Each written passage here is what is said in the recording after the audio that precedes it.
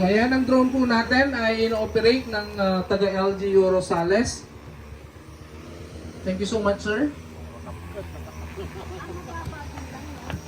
So, kwan po. So, ayan po, pwede po nating ipapaba pa yan, pero ayan, tinansya po kasi namin doon sa tangkad po ng plants natin kasi pag mababang masyado nakikita po natin, pwede po siyang tumumba kasi po. So nag-i-spray na siya, hindi ba? Hindi ni. Ayan, nag-spray na po siya, ma'am. Ayan po, makikita niyo po yung, kasi medyo, pag madaling araw, ma'am, ay pag maaga pa po, makikita niyo yung parang ambon niya.